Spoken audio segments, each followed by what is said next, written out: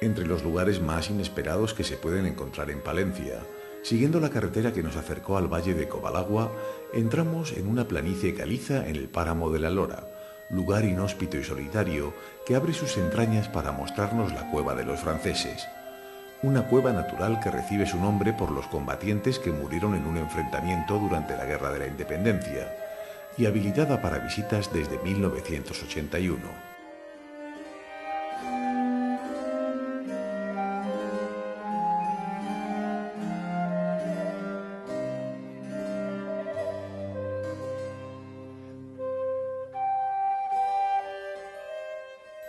Esta cueva, esculpida mágicamente por el agua, que aunque resulte paradójico está presente de forma constante en todo Palencia, es el embés de un paisaje árido. Con sus bellas formas y colores, pintados por los líquenes, el agua y la imaginación de la naturaleza, puede predisponernos muy favorablemente a todo aquello que podremos admirar a continuación.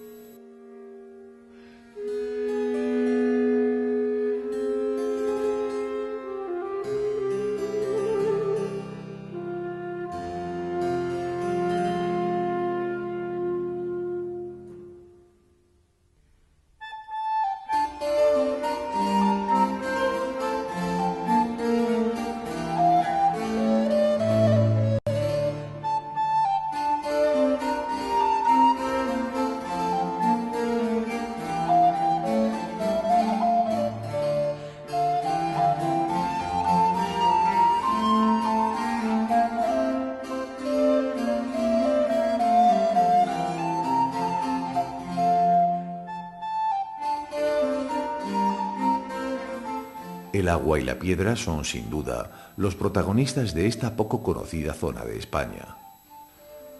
Porque agua hay mucha y bien aprovechada, y gracias a los sueños de la Ilustración y de la confianza del hombre en la capacidad de su razón, esta comienza a ser canalizada en el siglo XVIII para crear una red de navegación que facilitase el transporte de productos.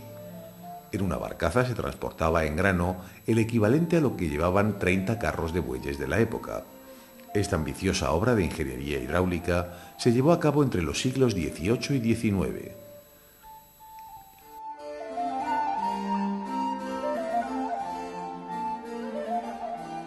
Para salvar los desniveles existentes y así facilitar la navegación, se favorecía la inundación de la cuba en las esclusas, y así de esta ingeniosa forma, y a lo largo de 49 de ellas, se salvaban las distancias.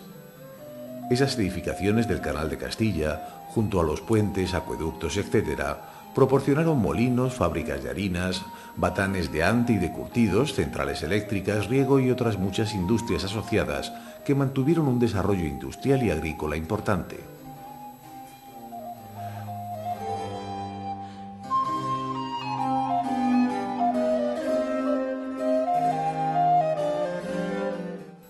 Agua hay también en abundancia en el Alto Carrión y Pisuerga, agua y piedra. Y enmarcando esta zona se encuentran los picos de Europa y bellas sierras de roble y haya. Esta es la montaña palentina. Cervera de Pisuerga, Triollo, Vidrieros a los pies del gigante negro que es Curavacas, son algunos de los pueblos de esta zona. Si ascendemos por el Carrión hacia sus tierras altas de Fuentes Carrionas, podremos admirar un bello paisaje natural. Partiendo de Guardo y dejando atrás las parameras, entraremos de sopetón en la abrupta montaña y los embalses de Camporredondo y Compuerto. También el Alto Pisuerga es palentino y desde Cervera de Pisuerga forma un entorno paisajístico de gran belleza. Y también aquí está presente el agua en los embalses de Requejada, Ruesga y Aguilar.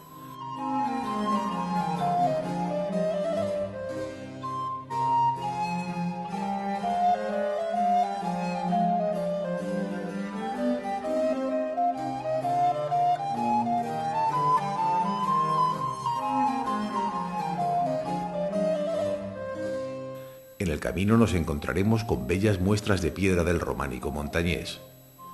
San Salvador de Cantamuda, sobrio ejemplar del siglo XII, cuya espadaña queda enmarcada por el bravo y atractivo paisaje.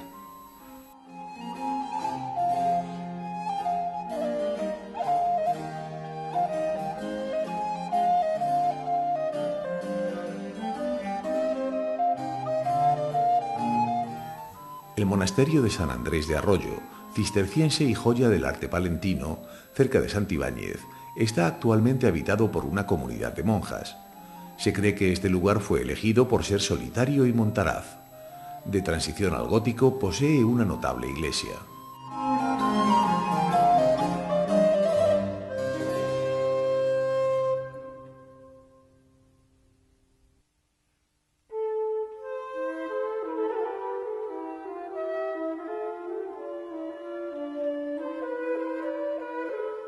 Muarbes de Ojeda, de bella portada con un elegante friso muy bien conservado. La tonalidad rojiza de la piedra añade una cálida plasticidad, sublime cuando incide el sol de plano.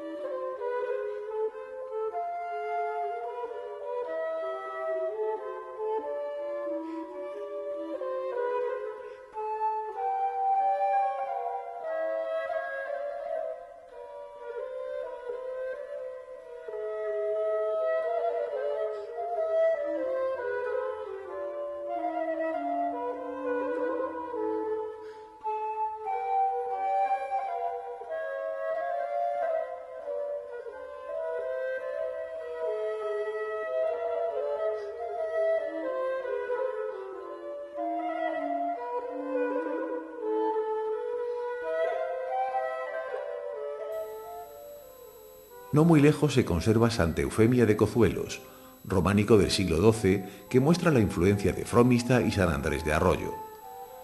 Las primeras noticias que se tienen de este lugar son del siglo X. Allí residieron desde el siglo XII religiosas de la Orden de Santiago que más tarde fueron trasladadas a Toledo.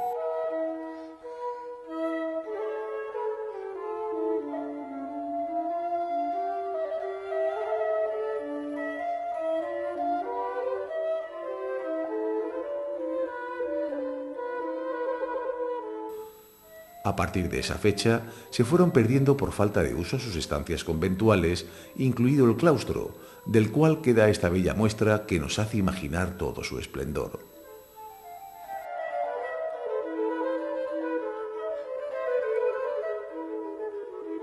La iglesia conservó íntegra su belleza, sus sillares dorados armonizan perfectamente con el entorno. Allí, si queremos, podremos hacer un alto, ya que en el recinto se encuentra una casa de turismo rural enclavada en una antigua fábrica de harinas.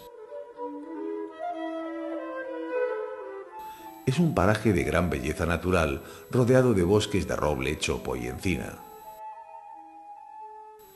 En esta ruta un poco caótica, habremos sufrido algún que otro traspié, iglesias cerradas, visita frustrada a museos y hostelería rural poco preparada para el viajero moderno, aunque en ningún momento nos hayamos desanimado.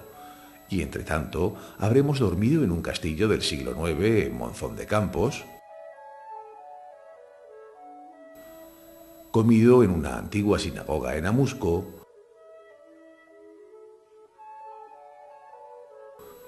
y reposado en un convento en Santa María de Mave, habilitados todos para devolver el buen humor al viajero poco previsor.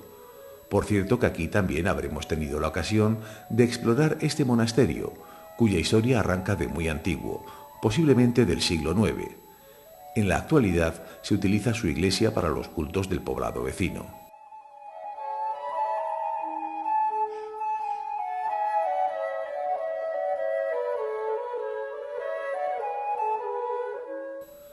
Al oeste, bajo la espadaña, se abre la puerta principal, bellísima. En el interior lo primero que nos sorprenderá serán los sillares, unos blancos y otros amoratados. Todavía perduran algunas pinturas, aunque gravemente deterioradas, en sus capillas laterales.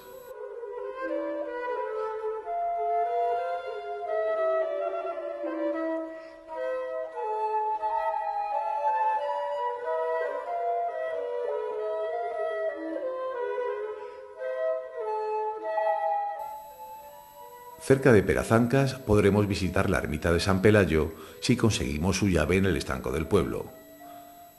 Solitaria entre los sembrados y único resto de un desolado medieval, es un santuario muy singular.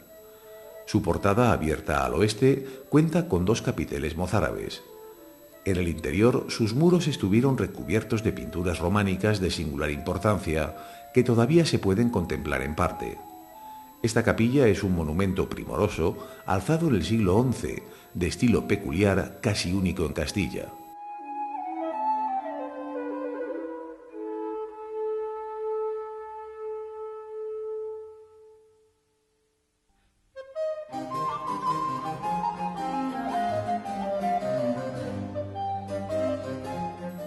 Seguiremos nuestro camino ahora con mejor ánimo y nos aventuraremos entrando y saliendo de la ruta del Camino de Santiago, espacio geográfico donde nacieron y crecieron pueblos y ciudades que ofrecieron su hospitalidad a las gentes en tránsito, recibiendo a su vez el movimiento económico de una ruta mercantil.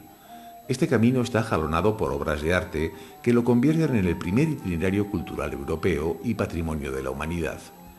Aquí se encuentran las riberas del Pisuerga, el Canal de Castilla, además del tradicional secano de Tierra de Campos.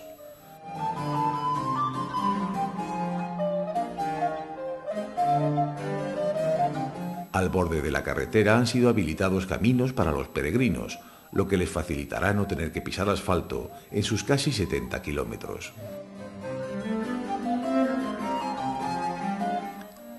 En Fromista existen templos de diferentes estilos, aunque destaca el de San Martín, uno de los mejores ejemplos de románico en el mundo. Aquí se puede apreciar la perfección del románico: 3 naves abovedadas con cimborrio en el crucero, 2 torres gemelas, 4 portadas y 3 ábsides, enriquecido todo ello con 315 canecillos.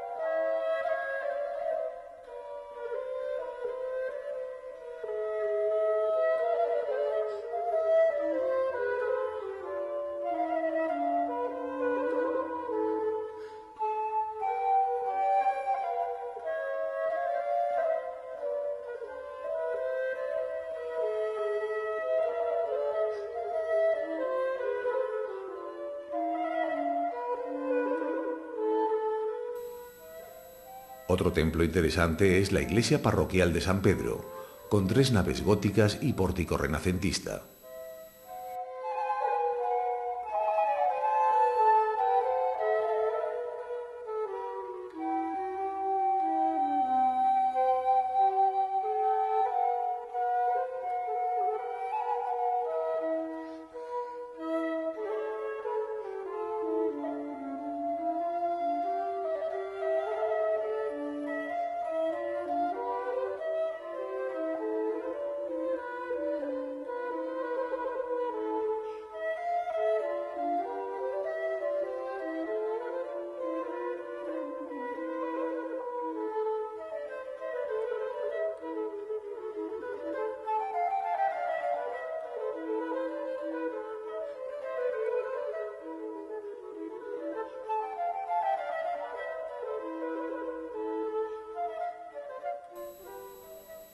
Nuestra siguiente parada es en el pequeño pueblo de Villalcázar de Sirga, que cuenta con iglesia catedralicia, Santa María la Blanca de Villasirga.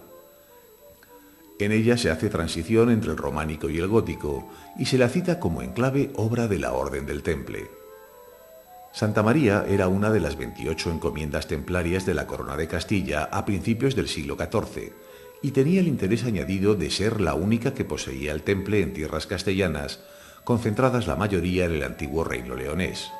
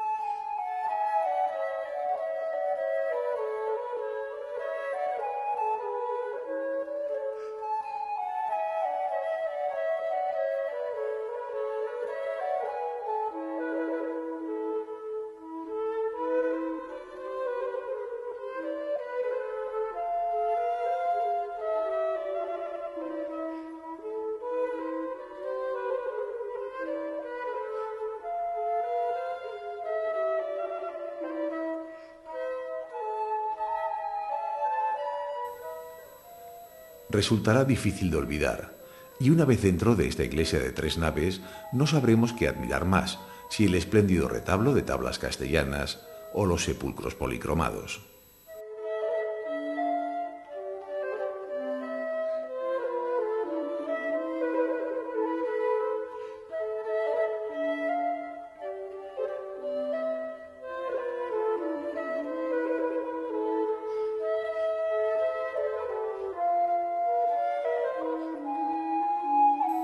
Desde hace tiempo lo que más admiran los viajeros dentro de este templo son los sepulcros del matrimonio del infante don Felipe, hermano del rey Alfonso X el Sabio, y su esposa Leonor Ruiz de Castro. Antiguamente estos estaban a los pies del templo, pero en 1926 fueron trasladados a la Capilla de Santiago, capilla situada en el lado meridional e iluminada por un rosetón.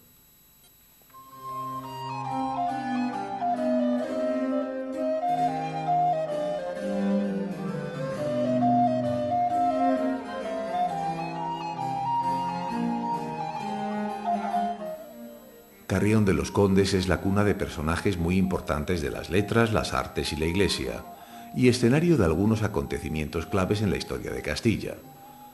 Parada obligatoria en el Camino de Santiago, nos pedirá mucho tiempo para detectar sus múltiples centros de interés. Por ahora nos conformaremos con un breve recorrido y el firme propósito de volver.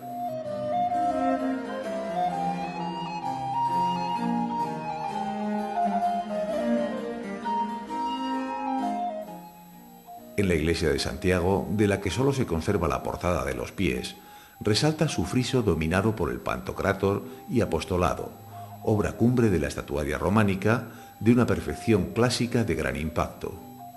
En la proximidad de la iglesia hubo en la Edad Media un hospital para peregrinos.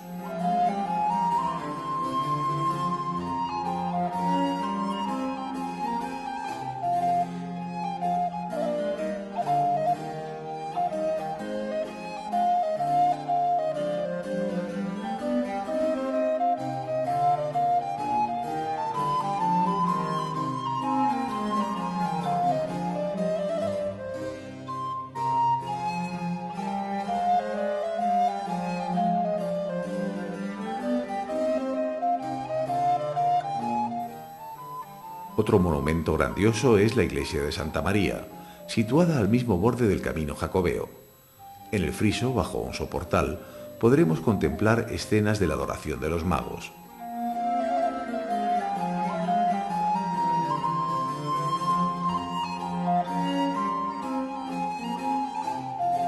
Resulta penoso el deterioro de las figuras de la archivolta externa, que en su día debieron ser grandiosas.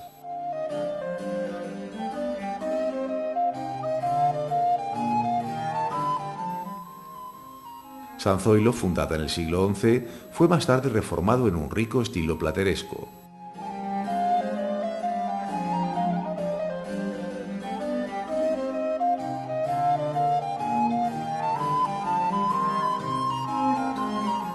Queda la portada principal del templo, descubierta hace poco, con 4 columnas de insólitos fustes de mármol y magníficos capiteles.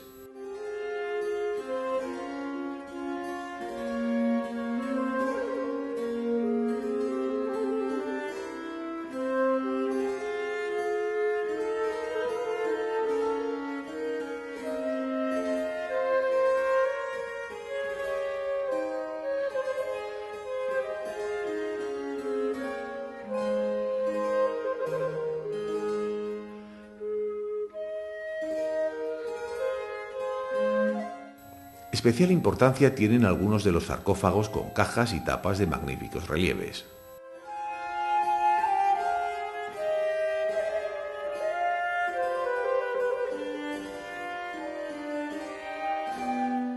Palencia, numerosas veces llamada la Gran Desconocida, merece muchas visitas y sin duda una vez que hayamos estado allí sentiremos el deseo de volver.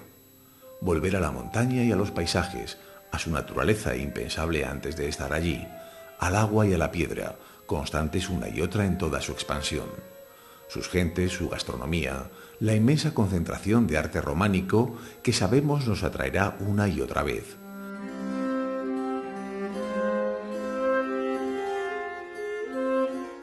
En estas piedras está nuestro pasado. conservado como no se han conservado otros edificios civiles, y nos dejan entrever cómo fueron aquellos que nos precedieron. No es un mal ejemplo.